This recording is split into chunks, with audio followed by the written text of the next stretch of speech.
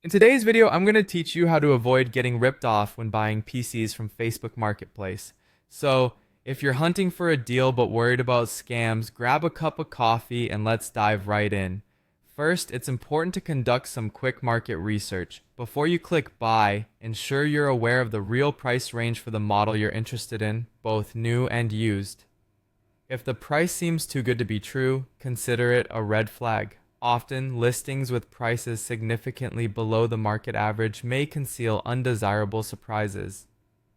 Next, initiate communication with the seller using a carefully crafted message. Ask if the item is still available, why they're selling it, and request photos of the PC powered on along with the serial number. Encourage a local meetup for testing. If the seller seems hesitant about providing photos or allowing a live demonstration, proceed with caution. Once you engage, take a moment to vet the seller thoroughly. Check their Facebook profile to see when it was created, scrutinize their marketplace activity, and observe the authenticity of their pictures. Newly created profiles with scant history can often signify scams. Always prioritize meeting in a public place during daylight hours, somewhere that has power outlets available.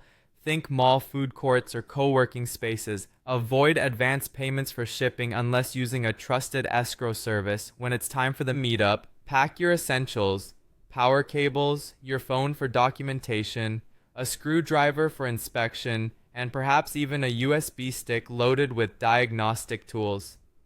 If you're buying an expensive item, bring a friend along for safety. During the physical inspection, closely examine the PC for any signs of damage like missing screws, burn marks, or water exposure. Before handing over any money, do a quick boot up of the PC to access the BIOS. Verify the CPU model, RAM slots, and ensure there's no BIOS password. If asked for one, it's best to walk away. Perform some basic functional tests. Confirm the operating system boots.